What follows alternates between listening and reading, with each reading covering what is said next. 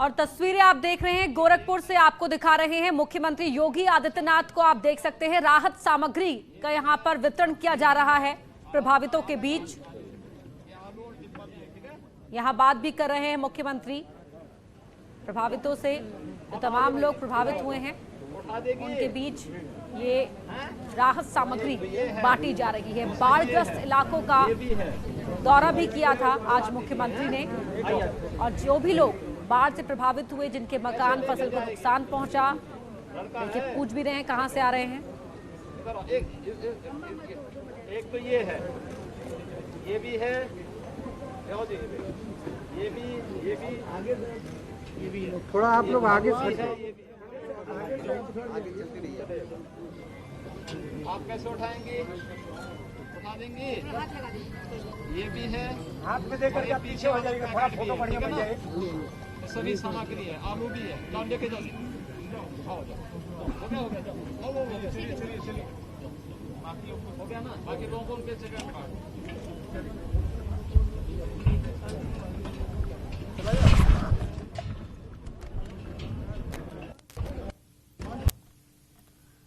तो गोरखपुर में सीएम योगी की तस्वीरें आप देख रहे हैं, जहां पर बाढ़ प्रभावित इलाकों का दौरा करने के बाद राहत सामग्री आम लोगों के बीच बांटी मुख्यमंत्री ने, और साथ ही बताया भी क्या क्या सामग्री सरकार की ओर से दी जा रही है बाढ़ पीड़ितों को।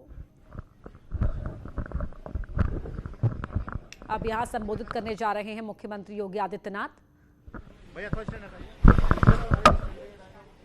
तमाम बाढ़ प्रभावित इलाकों का दौरा किया, देखा कितना नुकसान हुआ है, किसके मकान को नुकसान पहुंचा, किसकी फसल को नुकसान पहुंचा, पूरी स्थिति का वहां पर जायजा लिया।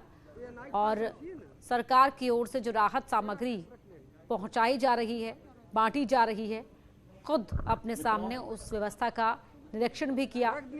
और तमाम प्रभावित लोग जो सामग्री पिछले 15 दिनों से देश में और नेपाल में भारी बारिश के कारण पूर्वी उत्तर प्रदेश से जुड़े हुए लगभग 15 जनपद बाढ़ की चपेट में हैं। उसमें गोरखपुर जनपद के भी 304 गांव की लगभग 2.25 लाख की आबादी इस बाढ़ की चपेट में आई है। बाढ़ बचाव के लिए यद्यपि समय पूर्व किए गए जो प्रभावी उपाय थे, उसके कारण जनहानि को और धनहानि को रोकने का पूरा प्रयास किया गया। लेकिन सबके बावजूद यह आपदा है, और आपदा में अक्सर हर प्रकार के उपाय और संसाधन कम पड़ जाते हैं। बाढ़ में भी इस बार अगर राप्ती नदी के बाढ़ के लेवल को देखेंगे तो खतरे के निशान से वह लगभग 2.5 से 3 मीटर ऊपर बह रही है। मुझे लगता है कि पिछले 50 वर्षों में इतनी खतरनाक स्थिति बाढ़ की कभी यहां पर नहीं थी। हम लोगों ने इससे पहले 1991 और 1998 की बाढ़ को भी देखा है, और 3 वर्ष पहले भी मैं यहाँ आया था जब तटबंध यहाँ पे टूटा था, तब भी मैंने यहाँ की बाढ़ की स्थिति को देखा था। लेकिन नदी का लेवल इतना ऊंचा नहीं था, खतरे के निशान से इतना ज्यादा नहीं था जो इस बार देख रहे हैं। मैं कल बहराइच में था, गोंडा, स्थिति बाढ़ की कभी यहाँ पर नहीं थी। हम लोगों ने इससे पहले 1991 और 1998 की बाढ़ को भी देखा है, और 3 वर्ष पहले भी मैं यहाँ आया था जब तटबंध यहाँ पे टूटा था, तब भी मैंने यहाँ की बाढ़ की स्थिति को देखा था। लेकिन नदी का लेवल इतना ऊंचा नहीं था, खतरे के निशान से इतना ज्यादा नहीं था जो इस बार देख रहे हैं। मैं कल बहराइच में था, गोंडा, बलरामपुर, श्रावस्ती, सिद्धार्थनगर, महाराजगंज होते हुए मैं आज यहाँ पर आया हूँ। जनप्रतिनिधियों के साथ माननीय सांसद जी, विधायक जी, यहाँ के अन्य सभी जनप्रतिनिधियों के साथ प्रशासन मिलकर के बचाव और राहत के लिए पूरी ताकत के साथ पूरी प्रतिबद्धता के साथ कार्य कर रहा है। इससे पहले भी पूरा प्रयास किया गया था। तटबंधों की मरम्मत का कार्य है, कटान अवरोधक जो भी उपाय किए जा सकते थे वे सभी उपाय यहां पर किए गए और अकेले इस विधानसभा क्षेत्र में 18 करोड़ की सिंचाई विभाग की परियोजनाएं या तो पूरी हुई हैं या फिर उनको वर्तमान में प्रगति पर हैं। समय पर यहां पर नौकाओं की व्यवस्था करते हुए एनडीआरएफ, पीएससी की फ्लड यूनिट और पर्याप्त मात्रा में नौकाओं की व्यवस्था भी यहां पर की गई। लगभग 15 राजस्व गांव यहां पर बुरी तरह गोर्रा और राप्ती नदी की बाढ़ की चपेट में है। मैं भी उन सब का सर्वेक्षण करके आया हूं। मैंने इससे पहले प्रशासन की एक बड़ी बैठक गोरखपुर में दी है और मैंने सबसे इसी बात के लिए कहा है कि हमारा प्रयास होना चाहिए कि अगले 3 दिन के अंदर हर पीड़ित परिवार तक शासन की अनुमन्य खाद्य सामग्री पहुंच जाए। प्रधानमंत्री जी की भी यही मंशा है और राज्य सरकार की भी यही मंशा है कि इस आपदा के समय कोई व्यक्ति अपने को असहाय महसूस न करे। इसके लिए हर संभव प्रयास किए जा रहे हैं। सभी जनप्रतिनिधि मिलकर के अपना सहयोग जनता को देने के लिए पूरी ताकत के साथ लगे हुए हैं और इसीलिए राहत सामग्री भी युद्ध स्तर पर वितरित हो रही है। कल भी यहां पर मुझे बताया गया है कि लगभग 1,500 से 2,000 लोगों को राहत सामग्री दी गई, जिसमें 10 किलो चावल, 10 किलो आटा, 10 किलो आलू, 2 किलो दाल, रिफाइंड तेल, नमक, मसाले, देसलाई, बरसाती, लाई, भुजा, ये सभी उसके साथ उपलब्ध, चना भी उपलब्ध कराया जा रहा है। लेकिन साथ साथ ये भी प्रयास किए गए हैं कि बरसात के समय जिन गांवों में पानी आ चुका है वहां पर तमाम प्रकार से ऐसी बीमारियां, डायरिया का, हैजा का खतरा रहता है क्योंकि लोग उसी पानी को पीते हैं। इसके लिए क्लोरीन की टैबलेट, क्लोरीन की गोलियां उन गांवों में वितरित करने की व्यवस्था। स्वास्थ्य विभाग की टीम लोगों को इस बात के लिए तैयार करें कि लोग पानी गर्म करके, उबाल करके जब ठंडा हो जाए तो उसी पानी का सेवन करें, जहां तहां का पानी न पिए। बरसात के बाढ़ के कारण जगह जगह पानी होने के कारण सांप, बिच्छू, अन्य जंगली जानवर, आवारा कुत्तों से भी भय होता है काटने का। पहले से उसके इंजेक्शन भेज दिए गए, एंटी स्नेक वेनम और एंटी रेबीज के वैक्सीन हर एक जगह पर्याप्त मात्रा में उपलब्ध कराए गए हैं।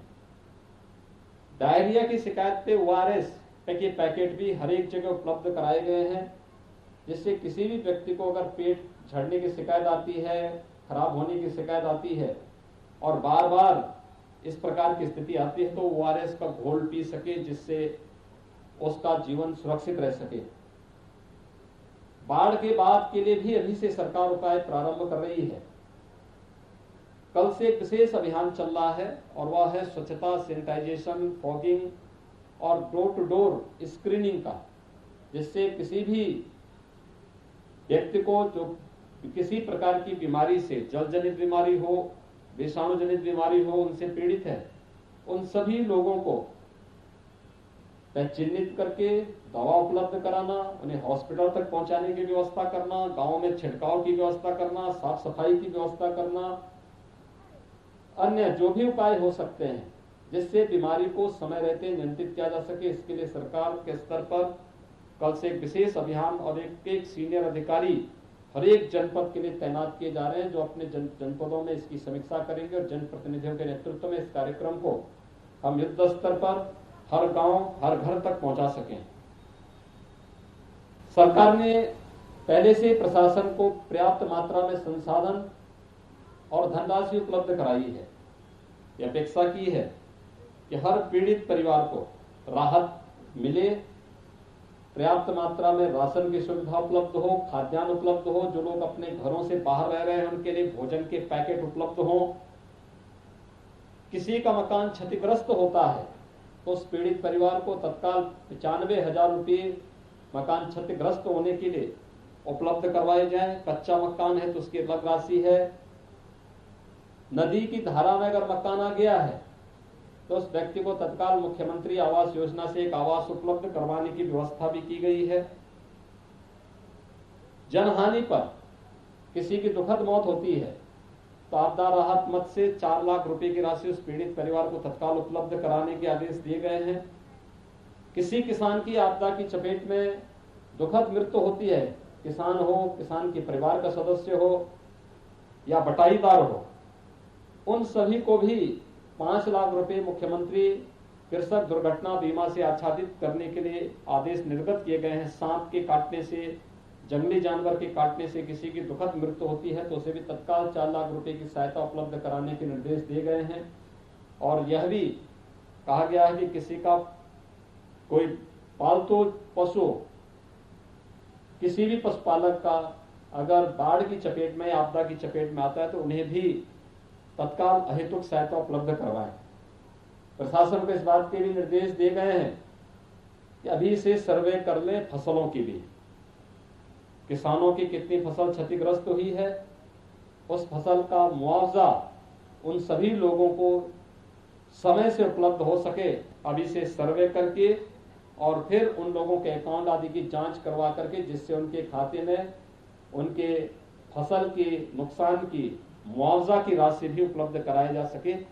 इसके लिए आज मैं स्वयं भी इस चौरी चौरा क्षेत्र में, इस बाढ़ क्षेत्र का दौरा करने के लिए आया हूं। सभी पीड़ित परिवारों के प्रति मेरी संवेदना है। हमारे सांसद जी भी और विधायक जी भी यहाँ पर मौजूद हैं। वे यहाँ पर निरंतर निगरानी कर रहे हैं, जनता की सेवा में लगे हुए हैं और प्रशासन ने भी जिस युद्ध स्तर पर इन कार्यक्रमों को आगे बढ़ाया है, इसको और तेजी के साथ आगे बढ़ा करके प्रयास हो कि अगले 3-4 दिन के अंदर हर एक परिवार तक राहत सामग्री उपलब्ध हो जाए और बचाव के और इसके बाद बाढ़ का पानी उतरने के साथ ही बीमारी आदि के प्रकोप से भी बचाव की अभी से व्यवस्था हो सके। यही मुझे आप सबके प्रति कहना था। धन्यवाद।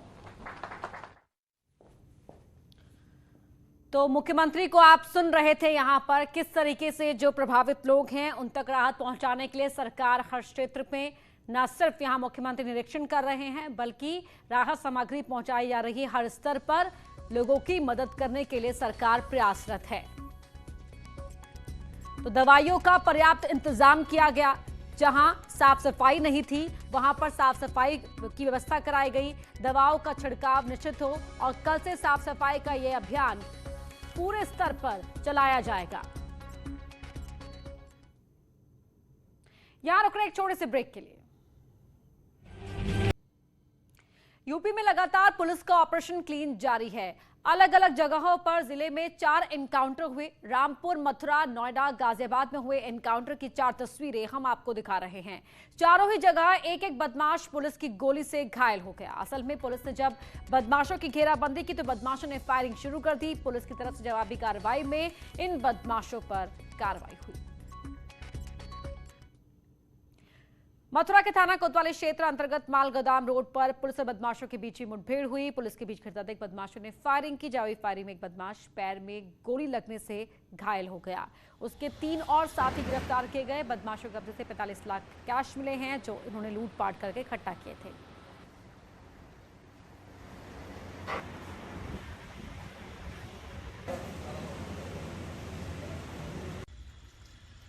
16 अगस्त को यहाँ पर 1 करोड़ से भी ज़्यादा की नकदी की लूट की घटना हुई थी। उसके संबंधित जो मुख्य आरोपी है वो अपने साथियों के साथ आज यहाँ से मूवमेंट कर रहा है। उसी के सूचना के ऊपर मालगोदाम रोड पर पुलिस पार्टी गश्त कर रही थी। अपराधियों की सूचना पाते ही उनके द्वारा अपराधियों को वार्न किया गया। इसके जवाब में अपराधियों द्वारा पुलिस के ऊपर फायर किया गया। जवाबी फायर में पुलिस ने भी आत्मरक्षार्थ फायर किया जिसमें एक अपराधी के पैर में गोली लगी है और बाकी उसके 3 साथी को हिरासत में लिया गया है। अभी प्राथमिक जानकारी से ये जानकारी हुई है कि जो 1 लाख का इनामी अपराधी अरविंद था जो उस घटना का मुख्य आरोपी था वो भी हिरासत में लिया गया है। उसी के पैर में गोली लगी है, उसके 3 साथी भी लिए गए। रामपुर में पुलिस और बदमाशों के बीच मुठभेड़ हो गई। मुठभेड़ में बदमाश आरिफ पुलिस की गोली लगने से घायल हो गया। एक बदमाश मौके से फरार हो गया, जिसकी तलाश जारी है। पुलिस और बदमाशों की ये मुठभेड़ भोट इलाके के कोयली मोड़ पर हुई। भोट थाना क्षेत्र में कोयली मोड़ पर चेकिंग कर रही थी, तभी मोटरसाइकिल पर 2 युवक आते हुए दिखाई दिए। पुलिस ने रुकने का इशारा किया, लेकिन रुकने के बजाय उन्होंने पुलिस पर फायरिंग शुरू कर दी। पुलिस ने जवाबी फायरिंग की। थोड़ी दूर पर देखा कि वो मोटरसाइकिल छोड़कर बदमाश एक भाग गया था, दूसरा मोटरसाइकिल के पास ही घायल अवस्था में पड़ा था। उसके पैर में गोली लगी हुई थी और 12 बोर का तमंचा उसके पास था। नोएडा के थाना फेज 3 क्षेत्र में बहलोलपुर पर हुई मुठभेड़ में बदमाश अनीस गोली लगने से घायल हो गया। इसका एक साथी बदमाश अंधेरे का फायदा उठाकर फरार हो गया, जिसकी तलाश के लिए कॉम्बिंग की जा रही है। गिरफ्तार बदमाश के कब्जे से एक तमंचा और कारतूस मिला है।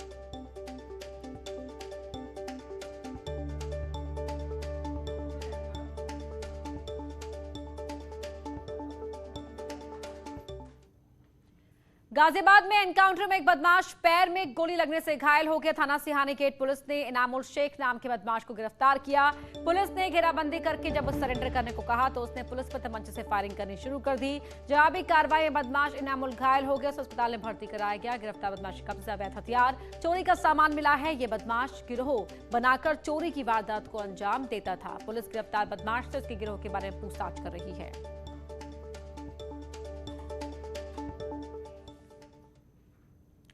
बरेली की प्रेमनगर थाना पुलिस और क्राइम ब्रांच की टीम ने हाईवे पर सरिया भरे ट्रक लूटने वाले लुटेरों को गिरफ्तार किया।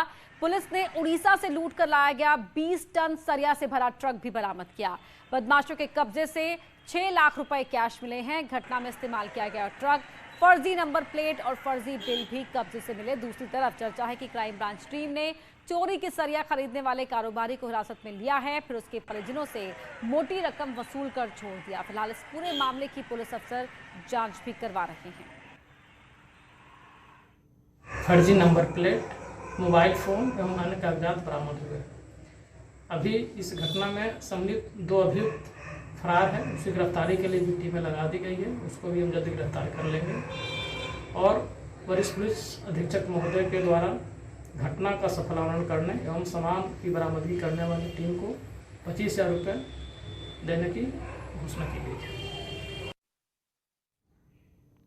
अमरोहा जिले में पति ने अपनी पत्नी की गोली मारकर हत्या कर दी और मौके से फरार हो गया। गोली की आवाज सुनकर पड़ोस के लोगों ने जब घर में जाकर देखा तो महिला का शव खून से लथपथ मिला। पुलिस ने शव को पोस्टमार्टम के लिए भेजकर फरार पति की तलाश तेज कर दी है। मामला थाना रजबपुर कस्बे का बताया जा रहा है।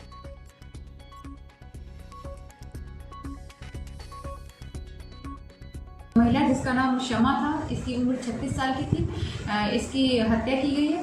इसका बेटा है एक 13 साल का, जिसने बताया है कि इसका पिता जो शमा का दूसरा पति था फाजिल, उसके द्वारा जो है सर पे जो है गोली मारकर इसकी हत्या करी गई है। उचित धाराओं में हमारे थाने रजबपुर में मुकदमा दर्ज कर दिया गया है और कार्रवाई करी जा रही है। कानपुर के बिल्हौर थाना क्षेत्र अंतर्गत इंदलपुर गांव में अधेड़ का शव मिलने से अधेड़ की बेरहमी से पीट कर हत्या की गई। घटना की जानकारी तब हुई जब मृतक महेश का भाई अखिलेश खेत की तरफ जा रहा था। उसने अपने भाई का शव देखा। इस घटना की जानकारी गांव वालों ने बिल्हौर थाना पुलिस को दी। इसके बाद मौके पहुंची पुलिस ने शव कब्जे में लिया और साथ ही मामले की जांच शुरू कर दी है।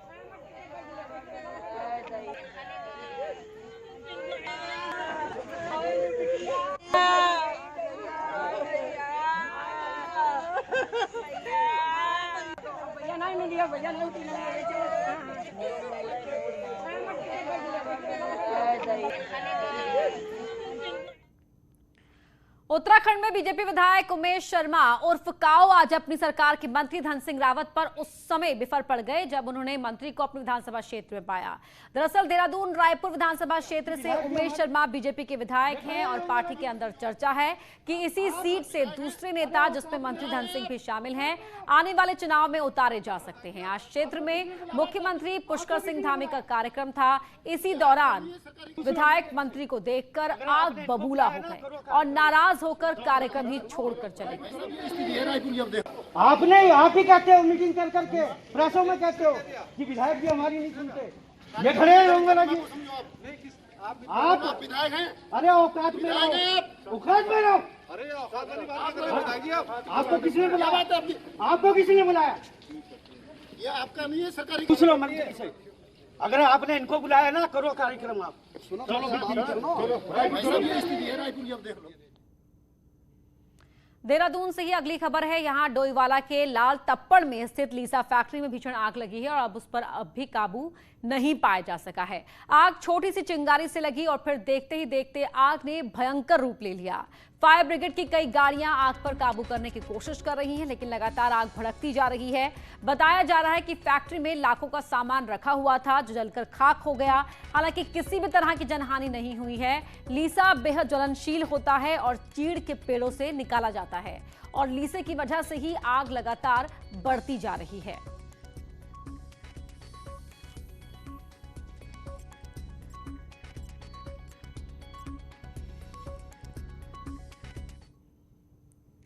वक्त हो गया एक छोटे से ब्रेक का, लेकिन ब्रेक पर आने से पहले एक नजर इस वक्त की सुर्खियों पर। प्रेजेंटेड बाय बेलकोलू, कच्ची घनी सरसों का तेल, नाम ही पहचान है।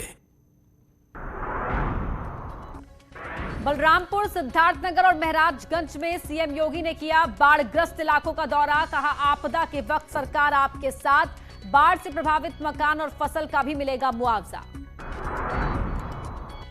प्रधानमंत्री मोदी के जन्मदिन पर सेवा समर्पण अभियान चलाएगी बीजेपी। 17 सितंबर से 7 अक्टूबर तक बीजेपी मनाएगी सेवा सप्ताह।